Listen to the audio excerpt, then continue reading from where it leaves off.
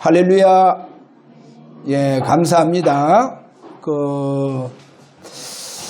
하나님 임재를 해 주셔야 하나님이 나타나십니다. 그래, 하나님 내게 임재해 주셔야 나를 통해서 하나님 나타나신다는 이와 같은 축복된 예배가 되도록 저와 여러분에게 하나님 임재의 축복을 통해서 임마누엘 축복이 완전히 회복되기를 그렇게 바랍니다. 오늘 설교에서 서른 부분에 가서 AD 70년 로마에 의해서 헤롯 성전이 돌 위에 돌 하나 남지 않고 다 무너집니다. 다 파괴되어집니다. 예수님께서 마태복음 24장 1절에서 2절에 예언한 대로 돌 위에 돌 하나 남지 않고 다 무너진다. 이렇게 해서 헤롯 성전이 다 무너져 버렸어요. 그러면 헤롯 성전이 무너지고 난 이후로 한번 봐야 됩니다. 성전 무너지고 난 이후에 이스라엘 백성들이 전 세계로 흩어져 봅니다. 이 유대인들이요. 완전히 전 세계 유랑민족으로 이렇게 살게 되어집니다. 비참하죠. 아주. 이렇게 비참한 유랑민족으로 살아가는데 2차 대전이 일어나면서 1941년도부터 시작해서 1945년도까지 히틀러를 통해서 이스라엘 유대인들이요, 600만 명이 살육을 당합니다. 이스라엘 민족. 성전 무너지고 난 이후에 유랑민족이 되죠. 또 아우슈비츠, 폴란드에 있는 그 수용소, 이런 곳에서 전 세계, 특별히 또 스페인 등등으로 거기에 있는 유대인들이요 많이 학살당합니다. 히틀러를 통해서 총살당하고 가스실로 들어가서 또 그렇게 어린아이들 할 것 없이 부모와 함께 다 그렇게 가스실에서 죽게 되어지고 비참하죠. 또 생체 실험을 또 합니다. 그 유대인을 이 히틀러가 또 이제 나치들이 생체 시험을 이렇게 하고, 하여튼 말 못한 우리가 비참하게 이렇게 유대인들이 한 600만 명, 1941년도에서부터 시작해서 1945년도까지 한 600만 명이 그렇게 학살을 당합니다. 보세요. 성전 무너지고 난 이후부터 이런 일들이 그렇게 일어납니다. 그렇다고 하면 성전이 얼마나 중요하냐? 앞으로 성전입니다. 앞으로 성전. 예수님께서 마태복음 24장 15절에 가서 보니까 다니엘이 인용한 말씀을 인용을 합니다. 그 인용이 뭐냐? 앞으로 성전에 멸망하게 하는 또는 황폐케 하는 가정한 영이 들어간다는 거예요. 가정한 것이 세워질 것이다. 어디에? 성전에. 그래, 성전에 이 가정한 것이 세워져서, 그러면 이 가정한 것이 세워진다는 것은 뭐냐? 하나님의 성전에 임마누엘의 축복이 회복되어지는 하나님의 임재가 일어나야 되는데, 하나님 임재가 없어져 버릴 뿐이니까 어떻게 됩니까? 그러니까 네피림 영이 들어와 본다는 거예요. 그래서 완전히요, 성도들 영적으로 완전히 황폐하게 만든다. 여러분, 황폐하게 되어지는 일들이 일어나 보면 어떻게 되느냐? 그러면 그 교회를 통해서 후대들이 앞으로 대학을 들어가서 또 대학을 졸업을 하고 사회생활을 하더라도 정상적인 인간이 못 된다는 거예요. 정상적인 인간이 못 돼. 왜? 교회에서 영적인 부분이 문제가 와버렸으니까, 정신적인 문제가 왔으니까. 이래서요, 사회생활을 올바르게 하지 못해요. 그래, 이런 문제가 이제 일어나 보는 거예요. 그러니까 이게요, 성전이 얼마나 중요하냐. 오늘 저와 여러분 꼭 잡아야 됩니다. 하나님 성전에 하나님 예배 때마다 임재의 축복. 그래서 저는요, 내가 기도하더라도 내가 내 개인적으로 내가 예배 드릴 때마다 하나님 임재의 축복을 놓고 예배를 드려야 되겠다. 하나님 임재. 그래, 이제 임재의 축복을 놓고 제가 여러모로 이제 예배의 도전을 이렇게 하게 되어졌습니다. 구체적인 것은 제가 얘기하지 않고, 임재의 축복을 놓고 내가 하나님 앞에 예배를 도전해야 되겠다 해서 이렇게 이제 예배 드리게 제가 도전해서 드립니다. 그래서 반드시 임재의 축복. 왜? 아니, 그래, 임재의 축복이 있어야 하나님이 나타나신다니까요. 임재의 축복이 없으면 나를 통해서 하나님 나타나시지 않는 거예요.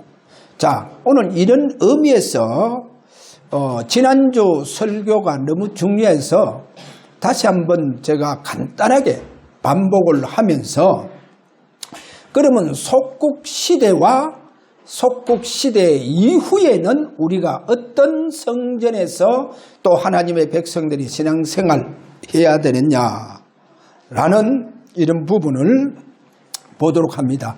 자, 먼저 우리가 이스라엘 백성들이 400년 동안 애굽의 노예가 됩니다.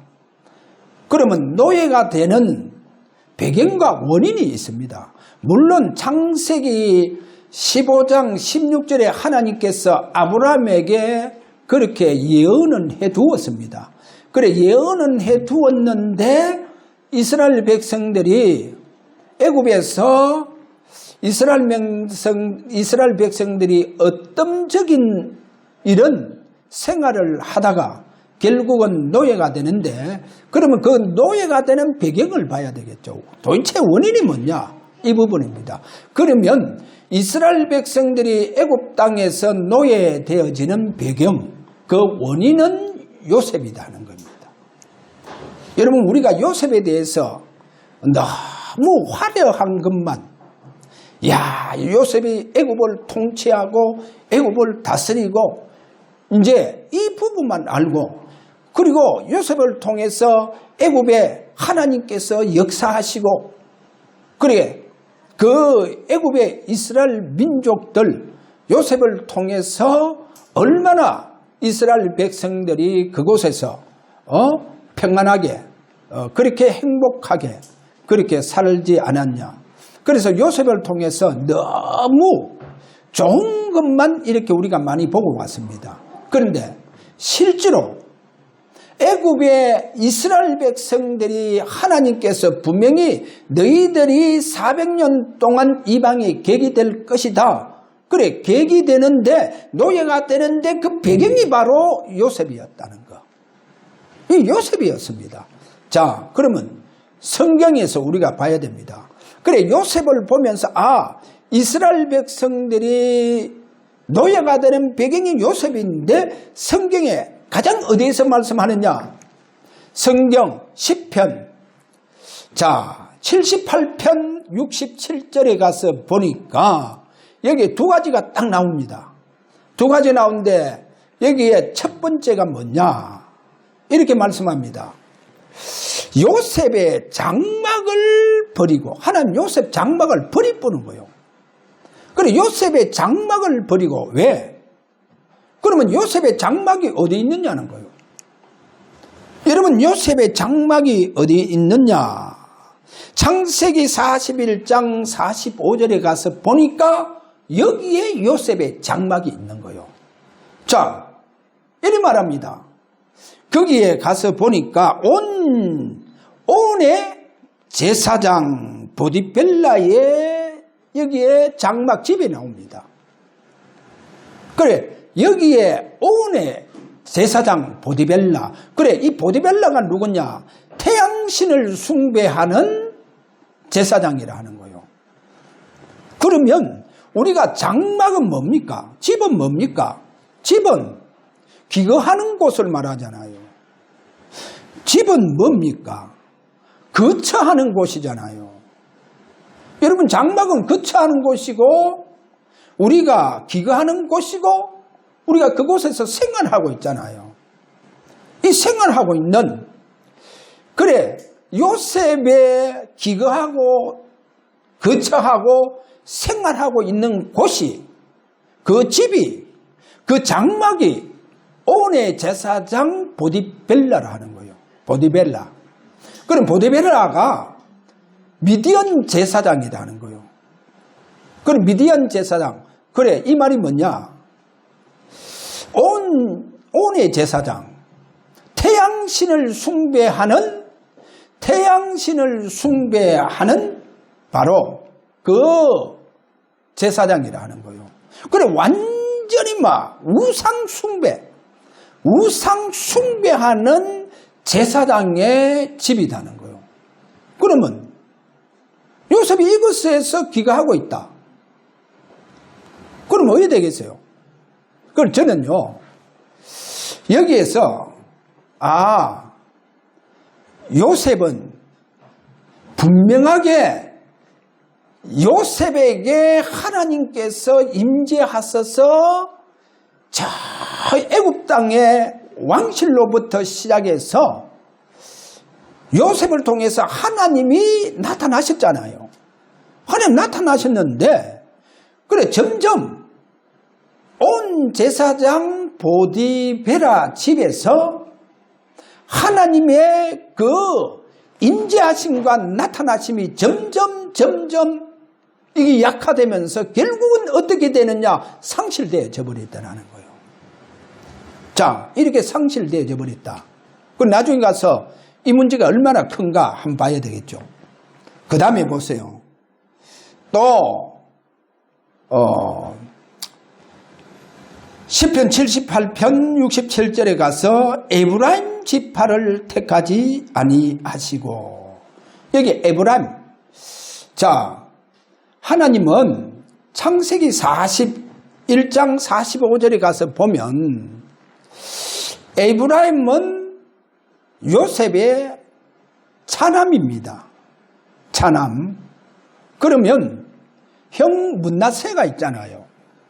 그래, 문나세보다도 하나님께서는 에브라임을 하나님 앞에 더 앞세웁니다. 문나세보다도. 그래, 에브라임을 더 앞세웠다니까요. 그럼 이렇게 하나님께서 문나세보다 더 앞세운 에브라임이 온 제사장 보디베라의 딸 아스낫, 이 아스낫이 문나세와 에브라임의 어머니다는 거예요. 완전히 우상 숭배에 물들은 그 보디베라 그 딸이라는 거예요. 완전히 우상 숭배에 물들었다는 거예요.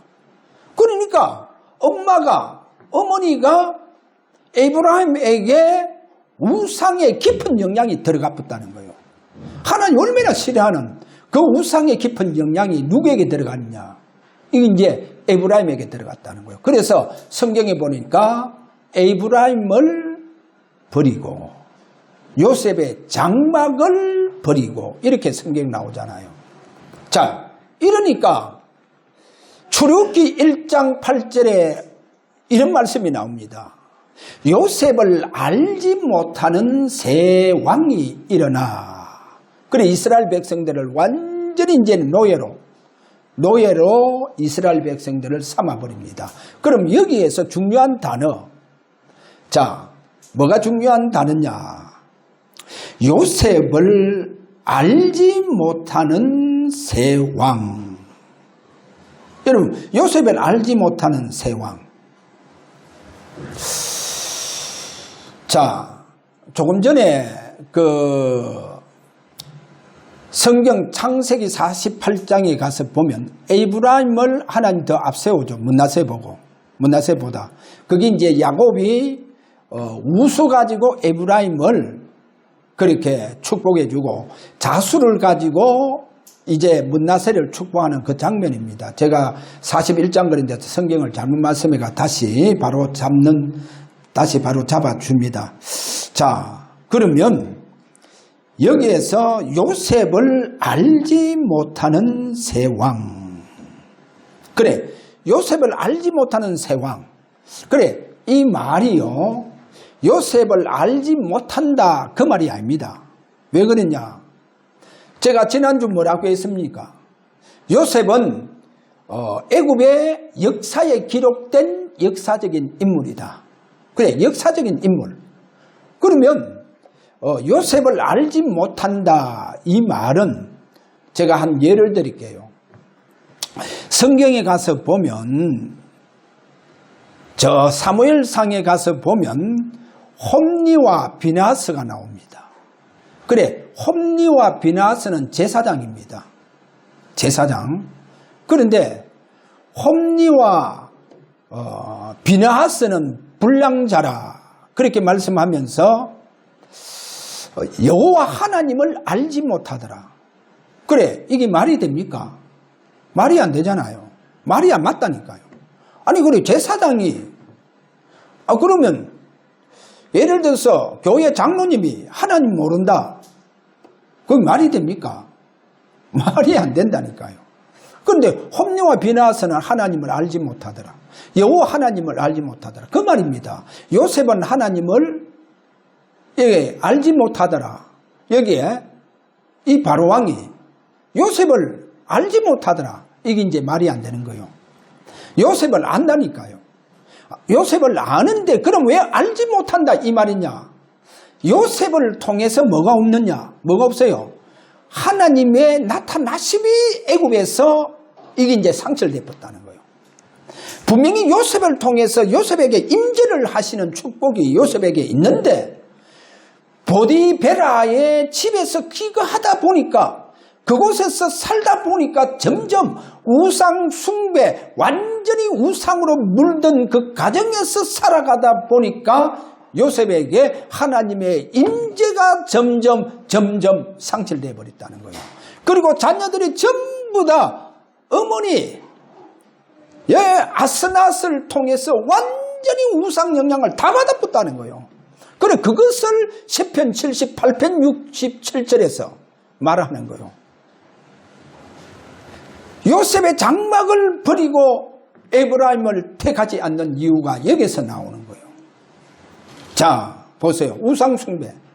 그래서 요셉을 알지 못하는 새 왕이 일어나서 완전히 이스라엘 백성을 400년 동안 노예로 잡아버립니다. 자, 오늘 그 배경을 받고 그 다음에 두 번째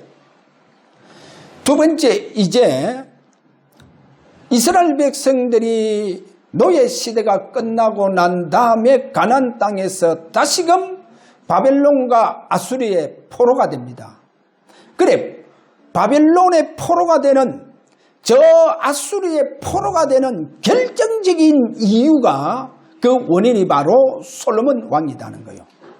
그래, 솔로몬 왕이요, 결정적인 이스라엘 백성들이 나라가 둘로 나누어지고 결국은 포로로 잡혀가 버릴 겁니다. 여기에 솔로몬 왕이 보세요. 하나님의 성전에서 드리는 그 제사보다도 성전 예배보다도 성전 제사보다도 이 솔로몬이 산당 제사를 더 강화시켰다는 거예요. 무엇보다? 성전 제사보다도 산당 제사를 더 강화시켰다는 거예요. 자, 이렇게 더 강화시켰습니다. 자, 성경에 보면 열왕기상 11장 6절에서 8절에 보니까 이방 여인들을 위해 예루살렘 앞 앞산에, 예루살렘 앞산에 산당을요 얼마나 많이 세우는지.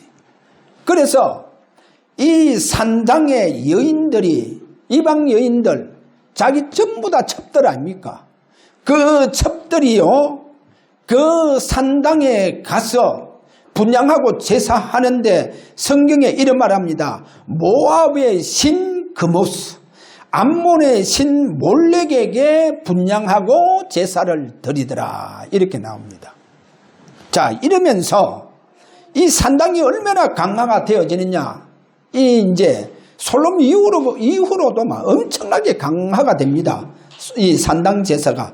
그래서 열왕기하 17장 9절에서 12절에 가서 보니까 제가 한번 읽어 드리겠습니다. 이스라엘 자손이 점차로 불의를 행하여 그 하나님 여호와를 배역하여 모든 성읍의 망대로부터 견고한 성에 이르도록 산당을 세우고 모든 산 위에와 모든 푸른 나무 아래에 목상과 아세라상을 세우고 또 여호와께서 그들 앞에서 물리치신 이방 사람같이 그 곳 모든 산당에서 분향하며 여호와를 경노하게 하였으며 또 우상을 섬겼으니. 그러니까 모든 산당에서 분향하는 거예요. 모든 산당에서. 자, 이렇게 이스라엘 백성들이요, 자, 이방의 바알 신을 숭배하는 이방인들하고 아세라 상을 거기에 세워서 숭배하는 그 이방인들하고 구별이 안 되는 거예요. 구별이 안 되고 오히려 하나님의 백성들이 더 산당에 가서 제사를 드리더라, 그것에서 기도하더라, 분향하더라, 이래 대접받는 거예요. 그래서 하나님께서 그들에게 경노하셨다. 그래, 하나님 경노하셨다는 거예요. 이래서 이스라엘은 결국 어떻게 되느냐, 포로로 갑니다. 바벨론과 아수르 포로로 가게 되어집니다. 자, 그러면요, 그럼 이스라엘의 왕들 보세요. 이 솔로몬 이후로 산당이 얼마나 강화가 되어졌느냐. 이스라엘 왕들 중에 개혁 왕들이 나옵니다. 개혁 왕들. 그러니까 자기 부친 왕이요, 자기 부친 왕들이 세운 그 신상 다 무너뜨립니다. 우상 다 무너뜨립니다. 다 무너뜨린데 성경에 가서 보면 이래 말합니다. 산당은 무너뜨리지 못하더라. 산당은 제거하지 못하더라. 예를 들어서 아사왕이 나오죠. 열왕기상 15장 14절. 또 우리가 잘 알고 있는 여호사밧 열왕기상 22장 43절. 또 아사라왕, 이 아사라왕. 자, 열왕기하 15장 4절. 자, 이들 왕이요, 한마디로 말해서 이들 왕은 그야말로 개혁 왕입니다. 이렇게 개혁 왕들이요 일어났는데도 불구하고 다른 우상은 다 무너뜨리는데 산당만큼은 못 무너뜨려요. 왜 그러냐? 산당이 이렇게 강화돼 붙다는 거예요. 산당이 이렇게 강화돼 붙다는 거예요. 자, 이것이 이스라엘의 역사고, 이스라엘이 결국은 포로가 되는 이유, 그 원인을 우리가 오늘 보았고, 그 다음에 세 번째로, 그러면 속국시대 때에 누구를 봐야 되느냐? 이 속국시대 종교 지도자들을 봐야 됩니다. 저는 성경을 보면서 이 속국시대는 한마디로 말해서 무슨 시대냐? 여러분, 속국시대, 예수님이 오셨잖아요. 그런데 이미 유대인들이요, 완전히 어디에 잡히느냐? 그래, 제가 볼 때 이 속국 시대는요, 네피림 시대와 똑같습니다. 그럼 네피림 시대는 뭡니까? 네피림 시대는 창세기 6장 3절에 가서 보니까 나의 영이, 성령 아닙니까? 나의 영이 영원토록 사람들과 함께 하지 않겠다. 그래, 하나님 성령이 떠난 시대가 네피림 시대입니다. 그러면 하나님 성령이 떠나보니까 거기 보니까 하나님의 아들들도 전부 다 어디에 잡히느냐? 그래, 하나님 영이 떠나보니까 하나님의 아들들, 오늘날 성도들 아닙니까? 오늘날 성도들, 오늘날 쉽게 말하면 성도들과 직분자들, 또 때로는 목회자들, 하나님의 영이 떠나보니까 전부 다 하나님 아들들이 어디에 잡히느냐? 네피림 영에 다 잡혀붙는 거예요. 네피림 영에 잡혔다. 하나님의 영이 떠나붙다는 거. 그래서 속국시대, 그야말로 하나님의 영이 떠나보고 하나님의 영이 헤롯 성전에 역사해 주셔야 되는데 역사하지 않고, 하나님의 영이, 성령이 대제사장과 제사장들, 레위인들에게 성령의 감동이 있어야 되는데 성령이 그들에게 다 떠나붙다는 거예요. 그래, 성령이 떠나보니까 이 종교 지도자들이 누구에게 잡히느냐? 네피림 영에게 완전히 잡혀붙다는 거예요. 그래, 네피림 영에 잡혀보면요, 성경에 한번 보세요. 예를 들어서 요한복음 2장 13절에서 쭉 가서 보면 예수님께서 성전에 들어가서요, 노건을 가지고 채찍을 만들고 거기에 짐승들 전부 다 양, 염소 할 것 없이 산비둘기 할 것 없이 채찍을 가지고 소 같은 거 다 짐승을 내몰아쁩니다. 성전에서 다 내몰아쁘죠. 그리고 돈통을 다 쏟아붓습니다. 다 그래, 성전을 정화해보는 거예요. 그러니까 유대인들이 아니 그래, 당신이 도대체 누구기에 이런 일을 행하느냐? 우리에게 표적을 보여달라. 당신 도대체 누구냐? 표적 보여달라. 그러니까 예수님 이런 말씀합니다. 이 성전을 헐라 내가 사흘 동안 일으킬 것이다. 보세요.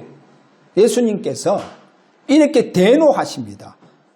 이렇게 대노하시면서 예수님께서 마태복음 24장 15절에 이 헤롯 성전을 보면서 뭐라고 하느냐? 돌 위에 돌 하나 남지 않고 다 무너진다. 왜? 제사장들에게 하나님의 임재의 축복이 없다라는 거예요. 여러분 보세요. 헤롯 성전은 신전과 같습니다. 그곳에 하나님의 임재의 축복, 하나님께서 나타나심의 축복이 없다라는 거예요. 그러니까 그 성전은 다 무너질 것이다. 이렇게 헤롯 성전을 보고 말씀합니다. 자, 그렇다고 하면 우리가 오늘날 성전을 바라봐야 됩니다. 저는 오늘 성전을 바라보면서 그러면 노예시대, 포로시대, 이 속국시대를 보면서 우리가 꼭 답을 찾아야 되는 그 답이 창세기 15장 16절에 가서 보니까 하나님께서 아브라함에게 네 자손들, 네 후손이 앞으로 400년 동안 계기되어서 400년 후에 돌아올 것이다 하시면서 거기에 이렇게 말합니다. 아직 아무리 족속이 죄악이 가득 차지 아니했다. 아무리 족속의 죄악이 가득 차지 아니했다. 이런 말씀하는 거예요. 하나님께서. 그러면 우리가 이 말씀을 잡고 무엇을 우리에게 보여주고 있느냐? 오늘 꼭 잡아야 됩니다. 아무리 족속의 죄악이 아직 가득 차지 아니했다. 어디에? 가나안 땅에 있는 가장 대표적인 아모리 족속들. 그래서 이스라엘 백성들은 반드시 포로가 되든 속국이 되든 포로가 되든 노예가 되든 반드시 가나안 땅에 오게 되어가 있습니다. 반드시 오게 되죠. 하나님 그렇게 하나님께서 다 예언을 했어요. 그렇게 예언했습니다. 그게 창세기 15장 16절 네 후손들이 400년 동안 이방에 객이되었다가 4대 만에 반드시 돌아온다. 반드시 돌아온다. 그 다음에 포로되었을 때 다니엘을 통해서 다니엘서 9장 2절에 가서 보니까 70년이 지나면 반드시 유다인들은 가나안 땅으로 귀환한다. 여기서 꼭 알아야 됩니다. 이게 반드시입니다. 그래, 반드시 메시아가 가나안 땅에서 잉태되어지고 가나안 땅에 오셔야 된다는 거예요. 그래야 그 가나안 땅에 오신 메시아가 우리 인류의 모든 죄 문제를 해결한다는 거예요. 반드시 그분이 저주 가운데 살아가는 죄로 말미암아 하나님을 떠나서 완전히 죄 가운데 살아가고 있는 그들의 모든 죄에서 구원하시고 그들을 죄 문제를 해결해 주실 것이다. 그래서 그분이 반드시 가나안 땅에 이스라엘 민족 중에 유다 민족을 통해서 유다 족속을 통해서 반드시 가나안 땅에 오실 것이다. 그게 바로 속국 포로와 노예 시대에 주신 하나님의 언약입니다. 그게 언약이에요. 그러면 이제 속국 시대에 오셨잖아요. 그분이 오셔서 그분이 말씀하신 대로 십자가에서 내가 기록된 그 모든 예언된 나에게 예언된 모든 말씀을 내가 십자가에서 이제 다 이뤘다 그렇게 말씀했잖아요. 그래 다 이뤘다 그렇게 말씀했습니다. 그러면 이제 속국 시대 이후겠죠. 다 이뤘다 이후입니다. 다 이뤘다 이후. 마태복음 24장 14절에 우리가 말씀을 잡아야 됩니다. 이 천국 복음은 모든 민족에게 증언되기 위하여 온 세상에 전파되리니 그제야 끝이 오리라. 무슨 말씀입니까? 반드시 천국 복음은 땅끝까지 다 증거된다는 거예요. 여러분 꼭 알아야 됩니다. 자, 반드시 노예와 포로 시대에는 메시아가 가나안 땅에 오실 것이다. 유다 민족은 살아서 반드시 고국으로 돌아갈 것이다. 왜? 메시아를 잉태해야 되기 때문에. 그래서 그분이 그 가나안 땅에 오셔서 십자가를 지시고 십자가에서 다 이뤘다 그렇게 말씀했습니다. 그러면 앞으로 반드시입니다. 반드시 이 천국 복음은 모든 민족에게 증거됩니다. 그제야 끝이 오리라 그렇게 되죠. 반드시 증거됩니다. 그래서 교회는 이 말씀을 잡아야 됩니다. 반드시 천국 복음은 땅끝까지 증거되어진다. 그래서 이 천국 복음이 땅끝까지 증거되어지는 거기에 가장 주역되는 축복이 뭐냐? 거기에서 가장 이 천국 복음이 모든 민족에게 증거되어지려고 하면 어떤 영적인 축복이 교회들마다 일어나야 되느냐? 바로 그것이 하나님의 임재가 교회마다 일어나야 된다는 거예요. 그래야 하나님 임재가 있어야만이 살아계신 하나님이 나타나신다니까요. 자, 임재 있는 교회를 통해서 살아계신 하나님이 땅끝까지 그 교회, 그 성도들을 통해서 나타나시는 거예요. 할렐루야. 그래, 앞으로 이 축복을 우리는 반드시 잡아야 됩니다. 그래서 저는요, 하나님 임재를 놓고 내가 오늘부터 예배에 도전해야 되겠다. 할렐루야. 여러분 집에서 하나님 임재를 놓고 예배하세요. 그렇게 예배하시라니까요. 그러면 여러분 가정에 하나님 임재를 통해서 하나님께서 나타나십니다. 자, 우리 주사랑교회 하나님께서 나타나셔서 당신의 나라를 세워주십니다. 그러면 땅끝까지 그분이 살아계신 증거가 일어난다는 이 사실. 자, 오늘 이 부분. 그래서 이 부분에 가장 응답이 온 교회가 어디냐? 그게 바로 마가다락방이요, 안디옥 교회요, 마게도냐를 위시해서 바울이 복음 전하는 그 모든 곳에 교회가 세워지면서, 그러면서 저 아시아의 7교회에 하나님 임재의 축복이 있어서 그 교회 하나님께서 구체적으로 나타나시더라는 거예요. 성경에 보면 구체적으로 나타나는 거예요. 자, 이와 같은 축복 우리가 우리 주사랑교회 오늘 일어나도록 하나님 주사랑교회를 통해서 하나님 임재의 축복, 그래서 이제 이 천국 복음이 땅끝까지 증거되어지는 축복이 일어나기를 원합니다. 이렇게 우리 다 함께 이 시간 주님 앞에 우리가 간단하게 한번 기도하도록 그렇게 합니다.